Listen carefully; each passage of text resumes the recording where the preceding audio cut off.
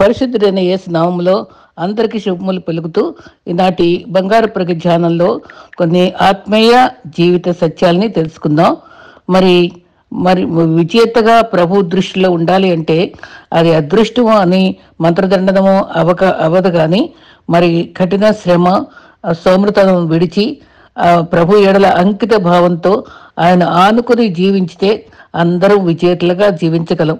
మరి జీవితంలో ఏది సులభంగా దొరకదు, అది కాదు ప్రయత్నిస్తే ఏది కష్టం కాదు. ఓటమిని ఓడించడానికి కావాల్సింది ధైర్యం కాదు, ఓర్పే. నీలో ఓర్పు ఉంటే జీవితంలో ఏదైనా సాధించవచ్చు. జీవితంలో ఇది కావాలి అంటే ఓర్చుకో, నేర్చుకో, మార్చుకో, సాధించుకో అన్నాడు ఒక ఆయన. ఎంత మంచి మాట! ఓర్చుకో, నేర్చుకో, మార్చుకో, సాధించుకో. సహనం ఎప్పుడు చేదుగా ఉంటుంది, కానీ దాని ఫలితం ఎప్పుడు తీయగానే ఉంటుంది. మరి మనకి దేవుడు మనకి ఆశ్రయము దుర్గంగా ఉన్నాడు కాబట్టి ఆయన ఆశ్రయించిన నరుడు ఎప్పుడు కూడా ధన్యుడు అన్నాడు.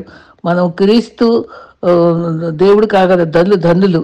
నిజాన్ని మార్చే శక్తి సమాజంలో ఎవరికి లేదు, కానీ సమాజాన్ని మార్చే శక్తి ప్రభు చేతిలో ఉంది, ప్రభు నమ్ముకోవడంలో ఉంది. అది అర్థం చేసుకోవాలి. నేను మెచ్చుకునేవారు మన వాళ్ళు కాదు, తిట్టేవారు పరాయి వాళ్ళు కారు. మెప్పు వెనుక మోసం ఉందో, తిట్ల వెనుక ఎంత ప్రేమ ఉందో గ్రహించే వివేకం ఉండాలి. జ్ఞాన వివేకములకు ఆధారమే దేవుని అందులో భయభక్తులు. అది గుర్తుపెట్టుకోవాలి. కఠినమైన పరిస్థితులు ఒంటరి చేస్తాయి, కానీ అవే కఠినమైన పరిస్థితులు మరి శక్తివంతులు కూడా చేస్తాయి. మరి పలకరింపులు లేకపోయినట్టయితే ఎంతటి గొప్ప బంధమైనా దూరం అయిపోతుంది. సమయం అట ఒక మూలధనం లాంటిది, దాన్ని సరైన రీతిలో వినియోగించడం నేర్చుకోవాలి. ఎప్పుడైనా తప్పు చేస్తే ఎక్కడ నిలదీశారో అని భయపడే తప్పు జరుగుతున్నా నోరు మదిపిన వారు అన్యులట. జరుగుతున్న తప్పులు నిలదీసి భయపడకుండా నలుగురిలో చెప్పగా ధైర్యం ఉన్న వాళ్ళే ధన్యులు. అది 2 తిమోతి 1:7 ఉంది. అయితే ఈరోజు రేపు కష్టంగా ఉండొచ్చు, కానీ ఒకరోజు మాత్రం తప్పకుండా అందంగా ఉంటుంది. ఆత్మవిశ్వాసం ఎప్పుడూ కోల్పోకూడదు, ఓపికతో భరించాలి. నాణ్యమైన విత్తనము ఎలాంటి పరిస్థితులైనా ఎలా మొలకెత్తుందో దృఢ సంకల్పం ఉంటే ఎన్ని అవాంతరాలున్నా లక్ష్యం చేరుకుంటాం. తెలుసుకోవాలని ముందుకు వెళితే చాలా నేర్చుకుంటాం. అంతా తెలుసని ఆగిపోతే మనం అన్నీ కోల్పోతాం. తర్వాత విద్య, జ్ఞానము, సంపద ఎంత ఉన్నా వినయము, విధేయత, మానవత్వం మనకు చాలా అవసరం. ప్రభు కృప మనతో ఎప్పుడు ఉండాలని కోరుకుందాం. దేవుని యొక్క నడిపింపు ఎలా ఉండాలి, గొప్ప భక్తుల యొక్క జీవితాలు ఎలా ఉన్నాయి, క్లుప్తంగా గొంజి వృక్షాల గురించి చెప్తూ ఆ మెళకువలు విందాం. కరుణ గల యేసు నామములో శుభములు పలుకుతూ మరి ఈనాటి బంగారు పరుగులో కొన్ని ఆత్మీయ సత్యాలని ధ్యానించుకుందాం. మరి ఒక ప్రత్యేకమైన టాపిక్ మరి నేను ఈ దినాన తెలుసుకొని మీతో పంచుకుందామని, గొంజి చెట్ల యొక్క విలువ, మరి గొంజి చెట్ల వంటి మన జీవితాలు ఎలా ఉండాలో మరి చక్కని సందేశాన్ని ఈరోజు తెలుపుకుందామండి. మనం విశ్వాసంగా మనం పెదవులతో దేవుని కనపరచడం కాదు, కానీ పెదవుల తడితో దేవుని కనపరచడం కాదు, కానీ వినయ హృదయంతో దేవుని కనపరుచుకోవాలి. మనిషిగా ఉండి మాత్రమే భజించటం మరి కుదరదు, కానీ మారు మనసుతో మాత్రమే దేవుని స్తుతించాలి. కల్పించిన పద్ధతులతో ఉపదేశించద్దు, కానీ యేసు వినిపించిన మార్గమే, ఆయన చెవిలో నేను చెప్పిన చిత్త ప్రకారం చెప్పిన వాక్యాలే మనం ఉపదేశించాలి. హృదయంతో వ్యర్థంగా ఆరాధించకూడదు. యథార్థ హృదయంతో యేసులో ఉండటానికి ప్రయత్నించాలి. పారంపర్యాచారంలో పోకడలు కోరితే మనం శిక్షించబడతాం. కాబట్టి దైవాజ్ఞ పరిపాలన దేశానికే రక్ష. దొంగలే దొరికితే నరకమే శిక్ష. వేషధారులంగా జరిగితే మోసానికే గుర్తు. కనుక హృదయశుద్ధి కలిగితే దైవ దర్శనం తప్పకుండా లభిస్తుందని మనం గుర్తుంచుకుందాం. తర్వాత మరి విశ్వాసికి కొన్ని మంచివి ఉన్నాయని బైబిల్లో చెప్తున్నారు. కీర్తన గ్రంథం 92:1 యెహోవాను స్తుతించుట మంచిది. ఏవి మంచివి? నరుల ఆశకులకు యెహోవాను అనుగ్రహించి రక్షణ కొరకు ఓపికతో కనిపెట్టుట మంచిది. 1 తిమోతి 2:23 రాజుల కొరకు, అధికారుల కొరకు విజ్ఞాపన చేసు యాచనలు, ప్రార్థనలు, కృతజ్ఞతాస్తుతులు చెల్లించుట ఇది మంచిది, అనుకూలం. మరి నానా విధమైన అన్యబాధలు తిప్పబడి భోజన పదార్థాలను బట్టి కాక హృదయం స్థిరపరచుకుంటా మంచిది. భోజనములు బట్టి ప్రవర్తించి ఏమీ ప్రయోజనము లేదు. దేవుని చిత్తం అలాగున జరిగిన ఎడల కీడు చేసి శ్రమపడుట మంచిది. మరి ఏమీ మంచిది కాదు. మరి దేవుని నరుడు ఒంటరిగా ఉండట మంచిది కాదు. మరి దేవుడు ఒక తెలివి లేకుండా ఉండటం మంచిది కాదు. తొందరపడి నడుచువాని దారి తప్పిపోతుంది. తర్వాత పక్షపాతం చూపుట మంచిది కాదు. అతిశయపడుట మంచిది కాదు. ఇవన్నీ మనం గమనించుకునే అనుభవాలు. ఇవే కాదు, మరి యథార్థత మనకు కావాలి కదా. ఏ విషయాలు యథార్థత కావాలి? ఇది బాగా గుర్తుంచుకోవాలండి. మాట్లాడుటలో యథార్థత, ప్రవర్తనలో యథార్థత, ప్రేమలో యథార్థత, పనిచేయుటలో యథార్థత, ఇచ్చుటలో యథార్థత, నడుచుటలో యథార్థత, భక్తిలో యథార్థత. ఇవన్నీ రెఫరెన్స్ ఉన్నాయండి. మరి దేవుడు మనకి ఇచ్చే విలువైనది రక్షణ కదా, పాప క్షమాపణ. మరి కనుకరించబడతాం, ఆయన అధికారం ఒప్పుకోవాలి, ఆయన మనల్ని ఒప్పుకుంటాడు. మరి ఒప్పుకుంటే మన గొప్ప ఫలితం పొందుకుంటాం. గొప్ప భక్తులు కూడా ఒప్పుకొని గొప్ప ఫలితాన్ని పొందుకున్నారు. దేవునికి ఇష్టమైనవి ఏంటి? విరిగిన మనస్సు, దేవుని చిత్తము చేయడం, సత్యవర్తనలు, యథార్థవంతనలు, అర్పణలు, ఉపకార ధర్మం కలిగి ఉండటం, దేవుని ఉద్దేశం నెరవేర్చడం ఆయనకి ఇష్టం. మరి క్రీస్తుని తల్లి వలె ప్రేమిస్తాడంటాం కదా. ఆయన తల్లి వలె యేసు ఆకలి తీరుస్తాడు, దాహం తీరుస్తాడు, లాలిస్తాడు, కరుణిస్తాడు, బాధపడితే హక్కును చేర్చుకుంటాడు, జాలి చూపిస్తాడు.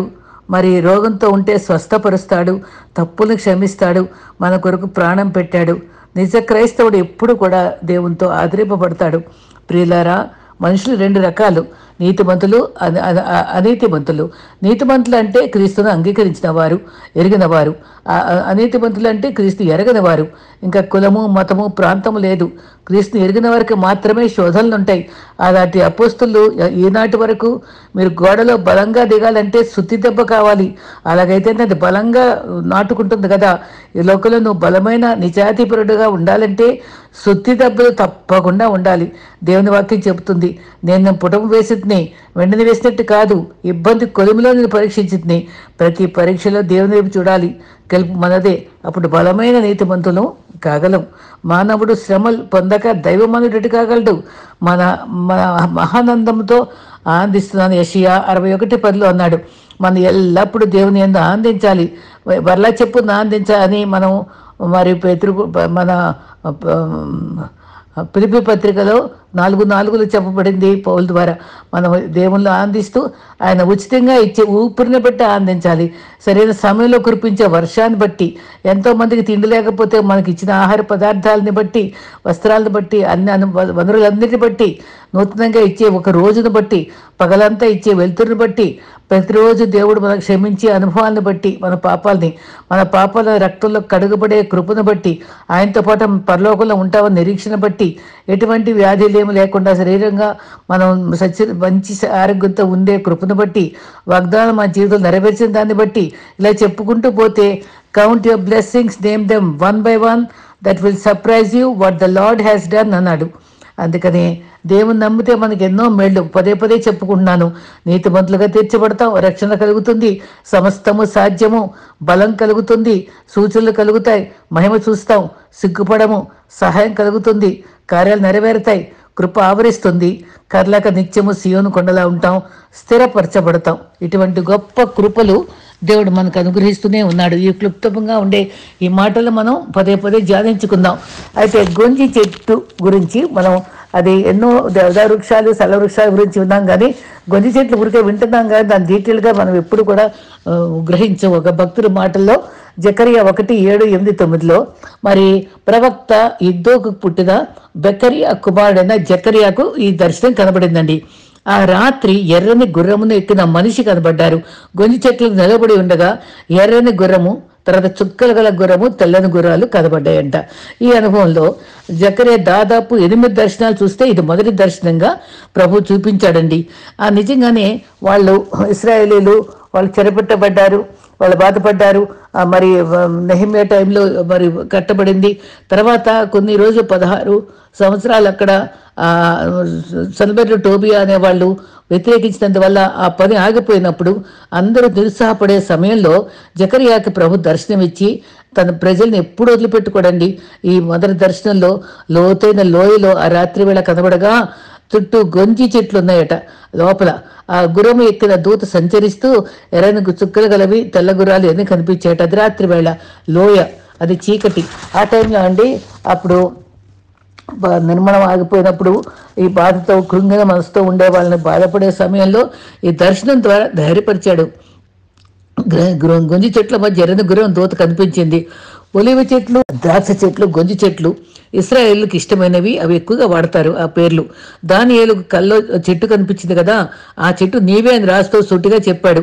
నేనైతే పచ్చని ఒలివ చెట్టుగా ఉంటాను నీ మందిరంలోని దావీదు కూడా అన్నాడు. చెట్టు మనుషులు చూపిస్తుంది.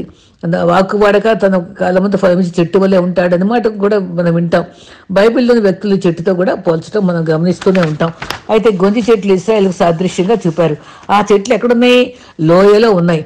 లోయ అంటే దానికి హెబ్రీ పదంలో మొత్సుల అని అంట. అంటే దానికి అర్థం లోతైన, డెప్త్. తర్వాత హ్యాలో అంటే శూన్యము, ప్లేస్ ఆఫ్ షాడో నీడగా ఉండేది అని అర్థమట. లోయ ప్రాంతాల్లో వెలుతురు ఉండదు, సూర్యరశ్మి ఎక్కువగా ఉండదు.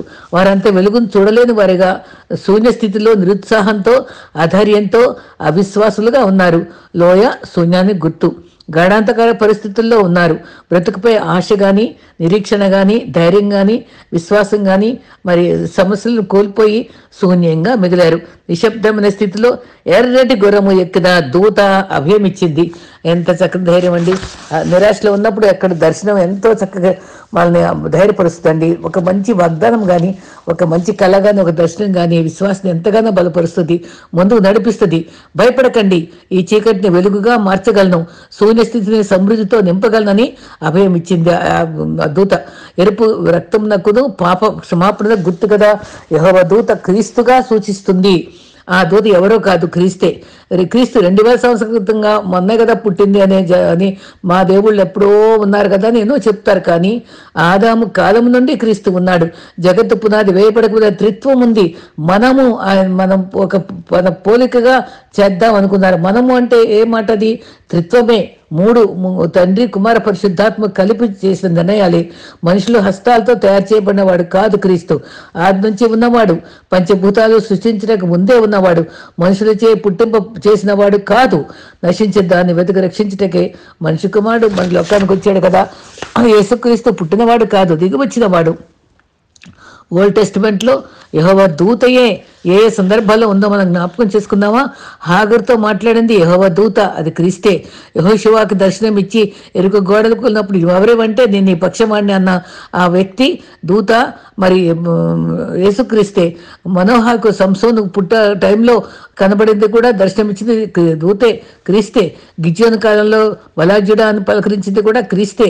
మనుషులకు పుట్టించిన యెహోవా దూతలు కేవలము ఆ క్రీస్తే అన్న నమ్మాలి. గొంజి చెట్ల వంటి ఇశ్రాయేలీలు మరి ఆగిపోయిన పని కొనసాగుతుందని అభయం ఇవ్వడానికి, ధైర్యం చెప్పడానికి ఆ దూత వచ్చింది. అంటే క్రీస్తే నిబ్బరంగా ఉండడానికి ప్రభు చెప్పుచున్నాడు. ఈరోజు మన భారతదేశంలో మనం అదే స్థితిలో ఉన్నాం. ఎన్నో రకాల బాధలు, కరోనా టైంలో అన్నీ స్తంభించిపోయిన అనుభవాలు ఉన్నాయి కదండి. ఆ ధైర్యంతో ఇప్పుడు మన బ్రతికామంటే ఆయన కృప. ధైర్యంతో క్రైస్తవుడు నీ ఇంటికి ఎర్రని గుర్రముతో వచ్చి మన మధ్యకు సంచరించే కృపను దేవుడిస్తాడండి. రోగంతో బలహీన స్థితిలో ఉన్నామా, మరి ఉద్యోగం లేకుండా, బిడ్డ లేక, ప్రగతి సరిగ్గా లేక, దిగులు చింత ఆవరించిందా, కలవరం మధ్య ఉన్నామా, నీకు మనకందరికీ శుభవార్త. కలవర రక్తం కలిసిన క్రీస్తు ఎర్ర మరి రక్తవరపు దూతగా గుర్రమెక్కి వచ్చే దేవుడిగా సంచరించినై ఉన్నాడు కనుక మనం ధైర్యం తెచ్చుకుందాం. ఆత్మీయ నేత్రాలతో వీక్షించుదాం. కలవరంతో ఉన్న గొంజి వృక్షం అల్లాడిపోతున్నామా? నిరీక్షణ ఉంచుకుని ఎర్ర గుర్రంపై రాని ఉన్నాడు. ఈ అనుభవానికి అనుబంధంగా ఒక మాట ఉంది చూసారా, ఆ గొంజి వృక్షాల మధ్య వచ్చాడు దూత. అలాగే యోహాను 20:19 ఆదివారం సాయంత్రము యూదులకు భయపడి ఇంటి తలుపులు మూసుకుని ఉంటే యేసు వచ్చి మధ్య నిలబడి మీకు సమాధానం కలుగుగాక అన్నాడు. గొంజి వృక్షంలో మధ్య ఉన్నాడు. తలుపులు మూసుకుని ఉన్న వారి మధ్య క్రీస్తు మధ్య ఉన్నాడు. మన భయపడే వారి మధ్య క్రీస్తు ఉండేవాడిగా ఉంటాడని మనం గుర్తుపెట్టుకుందాం. భయపడకు, మీకు సమాధానం కలుగ్గాక అని అప్పుడు క్రీస్తు చనిపోయిన ఆదివారం తెల్లవారి లేచిన తర్వాత వారి తలుపులు మూసి ఉండగా భయపడకు, ఎంత మంచి మాటలండి, మీకు సమాధానం కలుగ్గాక. మనకి రెండు అవసరమేనండి. అభయము కావాలి, సమాధానము కావాలి. భయాలు విడిపించుటకే మన మధ్య ఎన్నో భయాలు, పలు భయములు బలముగా చుట్టుకున్న నీవ భయము నిచ్చితివి, నేను విడువను మరి ఎడబాయనని వాగ్దానము నిచ్చితివి. ఏమి తునయ నీ ప్రేమకు సాటిగను, తారాక్షణ పాత్రను చేబూని అర్పింతు కృతజ్ఞతలు. మనకిచ్చే అభయాన్ని బట్టి, మనకిచ్చే మాటను బట్టి, మనకిచ్చే వాగ్దానాలు బట్టి ఏమివ్వగలమండి? రక్షణ పాత్రను చేయబోని థ్యాంక్స్ చెప్పుకోవాలంతే. మన భయాలు విడగొట్టేవాడు ఆయన, అభయం ఇచ్చే దేవుడు. అంధకారము చుట్టుముట్టిన ఆదుకొను యేసు ఉంటే భయం ఎందుకు, భయం ఎందుకు, భయం ఎందుకు, ఆదుకొను యేసు ఉంటే భయం ఎందుకు. అంధకారం చుట్టినప్పుడు ఆదుకునే యేసు మనకు అభయమిస్తాడు. ఇక్కడ కూడా భయపడకు, సమాధానం చెప్పాడు. మనం ఎప్పుడు అభయాన్ని చూసుకుందాం. మరి 366 సార్లు భయపడరాదు క్రీస్తు విశ్వాసి, భయపడు దిగులు పడరాదు సుమి అని మనం ఎప్పుడు జ్ఞాపకం తెచ్చుకుందాం. గుంజి చెట్లు మరి అవటండి, గొంజి చెట్టు లక్షణాలు చూద్దామా? మరి ఆధ్యాత్మిక జీవితంలో ప్రతి విశ్వాసి గొంజి చెట్టులాగానే బ్రతకాలటండి. అది ఎందుకంటే నిత్యము పచ్చగా ఉంటుందంట.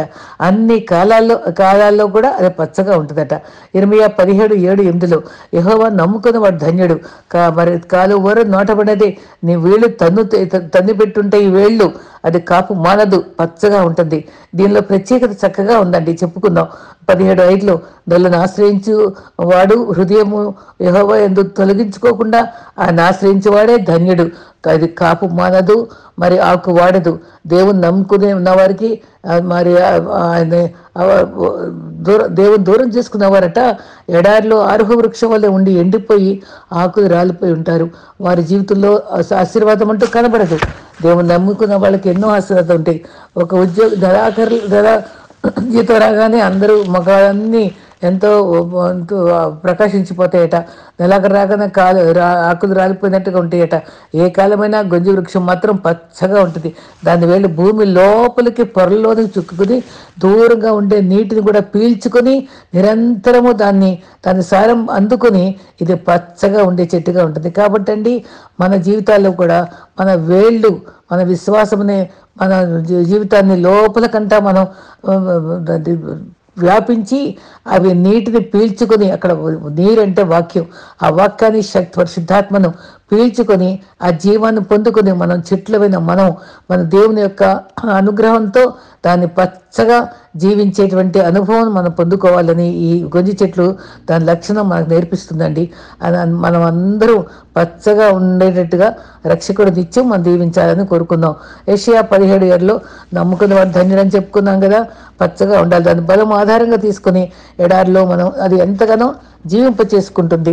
అదే దైవాన్ని నమ్మిన వారు ధనధాన్యాలు వంటి కానీ శాస్త్రాలను కానీ నమ్ముకునే వారిగా ఉండకూడదు.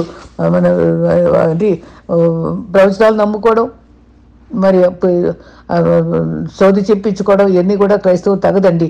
జీవితంలో గంజి వృక్షం వల్ల నిత్యం దేవునిపై ఆధారపడే వ్యక్తిగా జీవించాలి. మనం ఒక విధంగా ఒక భర్తగా, కుమారునిగా, తల్లిగా, దాసులని, ఇవన్నీ కూడా బంధువుగా, మరి మన తండ్రిగా, సమస్తము మనకు ఏసే మనం అనుకుని ఆయన మీద ఆనుకొని మనుషులపై ఆధారపడకుండా కరువు వచ్చినా ఉపద్రవం వచ్చినా ఆయనపైనే ఆధారపడుతూ ఆయన నమ్ముకుంటే మనం ఎప్పుడు సిగ్గుపరచడు. మన మీద జాలిపడేవాడు, ప్రేమించేవాడు, ఆదుకునేవాడు. ప్రభు వైపు చూస్తే బహుధైర్యము కలుగుతుంది. సిగ్గుపడనక్కర్లేని మనగా దీవిస్తాడు. నీటి కాలువల వారిన చెట్టు పచ్చగా ఉన్నట్లు మన జీవితాలు ఎప్పుడు పచ్చగా వర్ధిల్తాయి. లోయలో గొంజి చెట్లు ఆధారపడి నమ్మకంగా మంచిగా ఉన్నట్లుగా మనం కూడా దేవుని పైన ఆధారపడి జీవించాలి. గొంజి వృక్షము ఆ ఆలయంలో అలంకారంగా ఉంటుంది. ఇంకో లక్షణం యెషయా 60:13 ఎంత చక్కగా ఆ పేరు దాంట్లో పెట్టారండి. నా పరిశుద్ధాల అలంకారం నిమిత్తమే లెబనోను శ్రేష్టమైన దేవదారు వృక్షమును, సరళ వృక్షమును, గొంజి చెట్లను నీ యొద్దకు తేబడను. నేను నా పాదస్థలముగా మహిమపరచదును. గొంజి చెట్లు మొదలు వివిధ రంగులతో ఉంటాయటండి. ఆ మొదలు మంచి బ్రైట్ కలర్స్ ఉంటాయట. అలంకారంగా వాడేవాళ్ళట. తన సేవలో అలంకారంగా ఉండాలి. మన జీవితాలు కూడా, మన తలాంతులు కూడా మరి సంఘానికి అలంకారంగా ఉండాలండి. మన కుటుంబానికి అలంకారంగా ఉండాలి. వాయిద్యాలు వాయించేవారు అలంకారంగా ఉండాలి. ఆధ్యాత్మికంగా పోషించబడి అలంకార రూపంగా ఉన్న ప్రవర్తన చూసి అన్యులు ఆకర్షింపబడాలి. మరి ఒక అన్యులు మన లోకస్తులు ప్రశ్నింతురు మరి మీ రాజు ఎవరని. మన శక్తిని నమ్మిన వారు మనం చూడనాశిస్తారు. మన ఎవరు మీ రాజు, ఆ రాజును మేము ఆరాధిస్తామని మన దగ్గరికి పరిగెత్తుకుని వస్తారు. అదే అనుభవంలో ఒక వృద్ధురాలు అంటే దూర ప్రాంతం నుంచి మందిరానికి వచ్చిందంట. 450 కిలోమీటర్లు దూరం ప్రయాణం చేసి వచ్చిందంట. అయ్యా నేను నేను మీ అదేం చూడాలని వచ్చాను, మిమ్మల్ని చూడాలని వచ్చాను అందంట. అయ్యా దూరం నుంచి వచ్చావమ్మా అంటే, నాలో ఏం లేదమ్మా, నా దేవుడు నాలో ఉండి నాతో పలికించిన మాటలే కదా నేను చెప్తాను అని తగ్గించుకున్నాడట. అప్పుడు అందంట, నా కొడుకు తాగుబోతూ బహుమూర్ఖుడు, తను నీ వాక్యం విని ఎంతో మారిపోయాడు బాబు, అంత మార్పు తెచ్చిన నిన్ను చూడాలని, నీ ఆలయాన్ని చూడాలని వచ్చాను నాయన అందంట. అంతేకాదు, నా కోడల విషయంలో కూడా బహు కఠినమైన మూర్ఖురాలుగా నన్ను చాలా నిర్లక్ష్యంగా చూస్తూ నన్ను బాధ పెట్టే అనుభవంలో ఉన్నప్పుడు మరి మరి ఎంతో బాధతో ఉండి నేను దుఃఖంతో ఉండే టైంలో మరి నీ యొక్క వాక్యాల ద్వారా మరి మార్చబడి నా కోడలు నన్ను ఎప్పుడు తిట్టేది, నన్ను అన్యాయం చేసావు, తాగుబోతుడికి నీ కొడుకుని కట్టబెట్టావు, నన్ను ఎంత దుఃఖపడి నన్ను చాలా హింస పెట్టేది. కానీ ఇప్పుడు ఎంతో కూతురు కంటే ఎక్కువ ప్రేమగా పలకరిస్తూ, తిన్నావా, తాగావా, మందేసుకున్నావా అని ఎంతో ప్రేమ చూపిస్తుంది. దీనికి కారణము మీరు చెప్పిన వాక్యమేనా అని చెప్పి ఎంతో ఆనందపడిందట. మన సంఘంలో మనం అలంకారంగా ఉండాలి. వాళ్ళిద్దరు కూడా మరి వాక్యం విని అలంకారంగా మారిపోయారు. మన జీవితాలు కూడా అలంకారంగా మారినప్పుడు మరి వాళ్ళ వృద్ధురాలు ఏ విధంగా ఆకర్షించబడిందో అలాగే అనేకులు మనల్ని ఆకర్షించి మన సంఘాన్ని చూడటానికి, మన వాక్యాలు వినటానికి ఎంతో సంతోషంగా వచ్చేవారుగా ఉంటారు. ఎంతోమంది హిందువుల సాక్ష్యాల్లో కూడా ఒక్కసారి దేవాలయానికి రెండని బలవంత పెట్టి ఒకసారి కూర్చోబెట్టిన తర్వాత నేను ఒకసారి చెప్పాను మీకు ఒక పాట ఏంటంటే, గర్భమున పుట్టిన బిడ్డను కరుణించక తల్లి మరచినగాని నీవెన్నడు మరువావు విడువవు ఎడబాయవు కరుణారాజ. అమ్మో, ఇంతగా తల్లిదండ్రులు వచ్చినా మరవని దేవుడు ఉన్నాడా అని ఆయన ఆ మాటను బట్టి ఆకర్షితుడై ఇప్పుడు ఆయన హైదరాబాద్లో పనిచేస్తున్నారండి, సేవ చేసుకుంటున్నారు. ఎంతోమంది హిందువుల మధ్య, నక్సలైట్స్ మధ్య కూడా పనిచేస్తున్నారు. నిజంగానండి, ఒక్క మాట, సినిమాకి వెళుతూ దారి లేక పక్కన పాట వినబడి ఆ మీటింగ్కి వెళ్ళినప్పుడు ఓరన్నా ఏసుకు సాటి లేరన్నా, ఆయన వచ్చాడంట, ఆయన జీవం తెచ్చాడంట, ఆయన ఇలాంటి సేవ చేశాడంట అని ఆ పాట అంతా చాలా వర్ణన ఉంటుందండి. అది విని ఒక నాయుడు అబ్బాయి రక్షణ పొంది ఇప్పుడు దేవుని సేవలో ఉన్నాడు. నిజంగానండి, అలా ఆకర్షితులైనటువంటి పాటను బట్టి మరి మా బ్రదర్ రాసిన పాటలు కూడా, నీ జీవితంలో గవ్యంబు ఏది ఒకసారి యోచింపవా, ఈ చోటి నుండి ప్రభు యేసు లేక పోబోకు మా సోదరా అనే ఆ మాట విని మరి నీ జీవితంలో మరి దేవుడు నీ చాచిన చేతులతో నీకోసం ఎదురు చూస్తూ ఉంటే నీవు జాలిపడలేవా, ఆయన చేరలేవా అనే పాట అర్థం చూసుకుని అది వెంటనే ఒక ఆవిడ రక్షించబడి వెంటనే కాంటాక్ట్ చేసిందండి. నిజంగా ఒక్కొక్క పాటలో ఉండే మాటలో ఉండే శక్తి, ప్రభు ఎంత చక్కగా ఇతరులను రక్షించడానికి ఉపయోగపడుతున్నాడు. అలా రక్షించబడిన అలంకారంగా ఉండేటువంటి వస్త్రంగా మనం మారుదామా? కీర్తన 93:5 నీ శాసనములు మరి ఎన్నటికీ నీ పరిశుద్ధతయే నీకు అలంకారము. ఏది అలంకారంగా ఉండాలండి? మనందరికీ పరిశుద్ధత అనుకూలము, పరిశుద్ధత కలిగి ప్రార్థించి ఆరాధించే వారిగా ఉండాలి.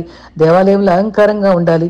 నీ తలాంతులను బట్టి కాదు, నిన్నే కోరుకుంటున్నాడు దేవుడని గ్రహించుకోవాలి. అలంకారంగా ఉన్నావా, అవమానకరంగా ఉన్నావా, అది మాత్రం మనం ఎప్పుడు గ్రహించుకోవాలి. నీలో పరిశుద్ధత ఉండాలని కోరుకోవాలి. మరి యేసుక్రీస్తు ఒక్కడే పరిశుద్ధుడు. మరి యెషయా 6లో 3 సార్లు సెరుపులు 3 సార్లు పరిశుద్ధుడు అని గట్టిగా ఆ గుమ్మాలు ఎదిరిపోయేటట్టుగా అరుస్తూ ఉంటాయి. 3 సార్లు ఎందుకన్నారు? తండ్రి, కుమార, పరిశుద్ధాత్మ ముగ్గురికి కూడా స్తుతించటం అండి. పరిశుద్ధుడు తుతగణంతో పొగడపడుతున్నారు. ఒక చిన్న అనుభవం చెప్పుకుందాం. నారాయణ వామన్ తిలక్ అని ఆయన అనగానే మనకు బాలకర్త తిలక్ గుర్తొస్తారు కదా. ఆయన బంధువట, ఆయన బ్రాహ్మణ్ అంటండి. మరి దైవపేక్ష గలవాడట, నిజ సత్య దేవుని అన్వేషించేవాడట, ఆత్మదాహం తీరలేదట, ఎన్నో పుస్తకాలు చదివాడట. ఒక దేవుడు అంటే ఎలా ఉండాలని కోరుకున్నారంటే విశ్వ ప్రేమికుడు కావాలి, అందరే ప్రేమించాలి. రెండవది మరి గృహాలకు పట్టణాలకు కూడా పరిమితం కాదు, సమానత్వం చూపాలి, కుల మత భేదాలు లేకుండా. తర్వాత పరిశుద్ధుడే ఉండాలి, సాటి లేని పరిశుద్ధుడు, అసమాన పరిశుద్ధుడై ఉండాలి. ఈ 3 లక్షణాలు ఉన్నవాడే దేవుడని అన్ని పుస్తకాల్లో అన్ని గ్రంథాల్లో ఎక్కడా ఆ పవిత్రత కనబడలేదట. ఓసారి రైల్లో ప్రయాణం చేస్తుంటే ఒక మిషనరీ, మరి ఫ్రెంచ్ మిషనరీ ఎదురుగా ఉన్నాడట. ఆయన ఈయనకి న్యూ టెస్టిమెంట్ ఇచ్చాడట. మీరు తక్కువ కులస్తులు దేవుడు మాకొద్దు అని బైబిల్ ఇస్త్రీ పెట్టాడట. అప్పుడు ఆయన అన్నాడట, నువ్వు దాంట్లో ఏముందో కూడా గమనించకుండా నువ్వేమి చూడకుండా నువ్వు విసిరేస్తే ఎట్లాగా బాబు, ఒక్కసారి దాంట్లో ఏదుందో చదువుకో, తర్వాత నిరాకరించు, లేకపోతే విసిరేసేయి అని చెప్పాడట. 3 నెలల వరకు అది ముట్టుకోలేదట. ఎందుకు ఆ రోజు ఖాళీగా ఉండి మరి ఉద్యోగంలో సెలవు పెట్టినప్పుడు అది చదవటం ప్రారంభించాడట. ముందు అర్థం కాల తర్వాత అన్ని చదివిన తర్వాత ఎంతో సత్యమైన వాక్యాన్ని, నేనే మార్గము సత్యము జీవము సాటి చెప్పిన క్రీస్తుని నమ్మి బాప్టిజం పొందారట. నిజ దేవుడని అన్ని చోట్ల ప్రకటించారట. భార్యకి కోపం వచ్చిందట. ఏంటి మన కులం ఏంటి, మనం ఏంటి, ఇలా నమ్ముకున్నావేంటి అని చెప్పంటే, నీవు ఆ దేవుణ్ణి వదిలేస్తేనే ఇంటికి రా, లేకపోతే విడాకులు ఇస్తా అని బెదిరించిందట. అప్పుడు ఒక్కసారి చదివి చూడు, అది ఎంత పవిత్రంగా ఉంటుందో గమనించుకో అని చెప్పి అని అన్నారట. అప్పుడు ఆవిడ కూడా చదవటం మొదలెట్టిందట. చదివిన తర్వాత అర్థం చేసుకొని నీ మార్గంలో నడుస్తా అని తను కూడా అది ఆయన ఎలా నమ్ముకుందంటే, సుగుణాల సంపన్నుడు, స్తుతిగానాల వారసుడు, ప్రేమికుడు, సమానత్వాన్ని చూపించేవాడు, పరిశుద్ధుడు అని తన నోటితో ఒప్పుకొని దేవుణ్ణి ఆశ్రయించిందట. అప్పుడు యేసుని గుణగణాలను బట్టి మరి ఆ ఫ్యామిలీ అందరూ అంగీకరించారట. ఆ లోయలో గొంజి చెట్లు పవిత్రత మరి పవిత్రతగా ఉండి వాటి మధ్య ఎర్రని దూత వచ్చి వాళ్ళని రక్షించే దేవుడిగా ఉంటాడు. ఉన్నత శిఖరాలు చేర్చగలని అభయం ఇచ్చిన దేవుని మనం చీకటి బ్రతుకుల నుంచి ఎర్రని గుర్రమెక్కిన దూత యొక్క నిశ్చేత అభయము, భయపడరాదు అని చెప్పేటువంటి వాక్యం కోసం మనం మన యొక్క అవసరాలు తీరటానికి వచ్చే ఎర్రని గుర్రాని కోసం వేచి ఉన్నాం. మంచి దర్శనాల కోసం చూద్దాం. మన పట్ల దేవునికి మంచి ప్రణాళిక ఉంది. మన కుటుంబ ప్రార్థన ఎంతో విలువైంది. జాన్ వెస్లీ తల్లి వాళ్ళందరితోటి పిల్లలతోటి కుటుంబ ప్రార్థన చెప్పిన ప్రభావమే ఇంగ్లాండ్ ఉజ్జీవంతో ఉర్రూతలిగించినటువంటి గొప్ప భక్తులు బ్రదర్ సిద్ధరు కాగలిగారండి. శ్వాస ఉన్నంత వరకు బిడ్డలతో ప్రార్థించాలి, దీవెనలు పొందుటకు శ్రేష్టమైన అనుభవాలు పొందుకోవాలి. సంసోను ఎంతో భక్తితో పెరిగిన వాడే, కానీ తన యొక్క జీవితాన్ని వ్యర్థంగా పోగొట్టుకుని తనకు ఆత్మ పోయిందని గ్రహించుకోలేకపోయాడు, ఎంతో నష్టపడ్డాడు. తర్వాత మరి యోసేపుకు శోధన వచ్చినప్పుడు జయించమని ఎవరు చెప్పారు? దావీదుకు శోధన వచ్చినప్పుడు పడిపోయాడు, మరి సంసోను పడిపోయాడు. జక్కయ్యకు పరిగెత్తమని దేవుని చూడాలని ఎవరు చెప్పారు? మరి సమూయేలుకు శోధనే రాలేదు. దానియేలుకు రాజభోజనం తిరస్కరించాలని ఎవరు చెప్పారు? ప్రభు ఆత్మ మగ్దలేన మరియకు సమాధికి పరిగెత్తమని ఎవరు చెప్పారు? ఎవరు బోధించారా? ఎవరికి వాళ్ళే ప్రభు మీద ప్రేమ కలిగి వారు ఆయా పరిస్థితుల్లో దేవుని మీద నడిపించబడ్డారు. మనం ఆత్మతో, అందుకని ఆత్మ నడుపు సత్యములోనికి ఇప్పుడే అని ప్రార్థించుకోవాలి. ఆత్మను ఆర్పద్దు, మనం ఆత్మను వెలిగించుకోవాలి. వెలిగించు యేసు ప్రభు ఆత్మ దీపము అని పాడుకోవాలి. ఆత్మలో వెలిగించబడిన ఈ తరము భక్తి చేయడం చాలా అవసరం. మరి మన్నా ఎప్పుడు వచ్చింది? తెల్లవారుజాము వచ్చింది. అట్లా మరి కాస్త పగలైపోతే ఎండిపోద్ది అది. అందుకని ఎండ రాకముందే ఏరుకున్నారు.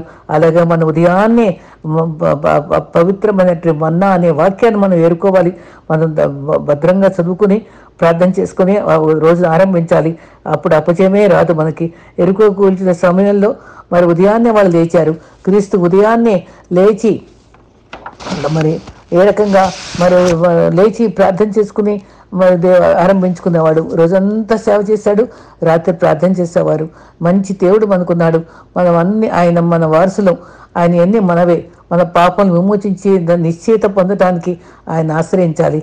తిమోతితో పాలు చెప్పినప్పుడు చదువుతూ ఎంతో నేర్చుకునే ఆసక్తి కలిగి ఉండమని చెప్పాడు. యాకోబు మరి చెరసాల్లో ఉన్నప్పుడు ప్రశాంతంగా, మరి యోసేపు చెరసాల్లో ఉన్నప్పుడు కూడా ప్రశాంతంగా ఉన్నాడు. దానియేలు సింహభూమిలో ఉన్నప్పుడు కూడా ఏమీ బెదరలేదు. మరి బొండలు వేసి బిగించబడినటువంటి పౌలు స్త్రీలు కూడా వాళ్ళ పాటలు పాడారు. చెరసాలైనా సరే స్తుతిశాలగా మారిపోయింది.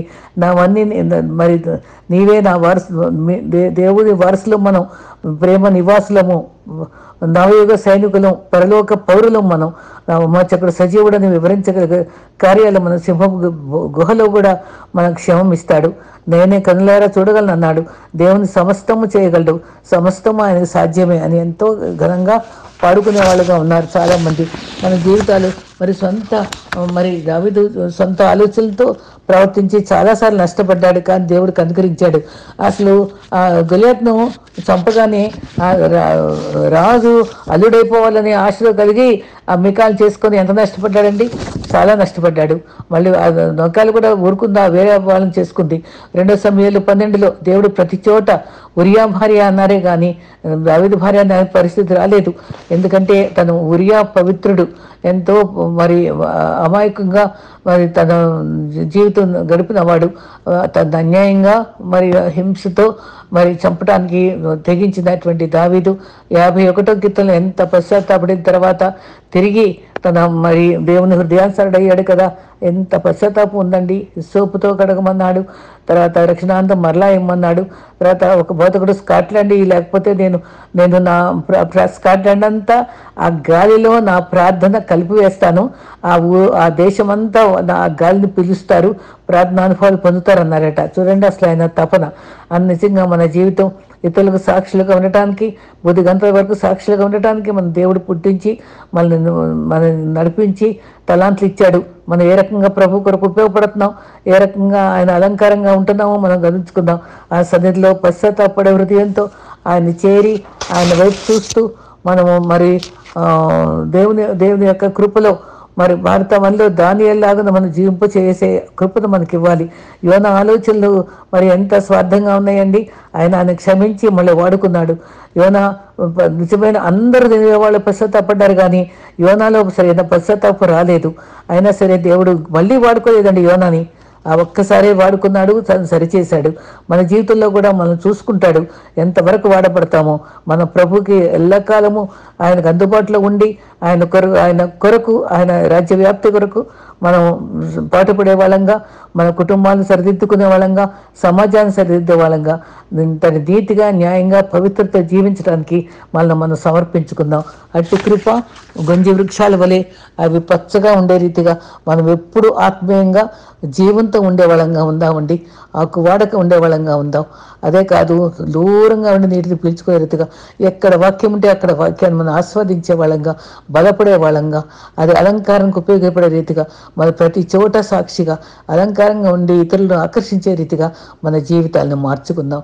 అట్టి కృప దేవుడు మనకు అందరికీ అనుగ్రహించుగాక. ఆమేన్.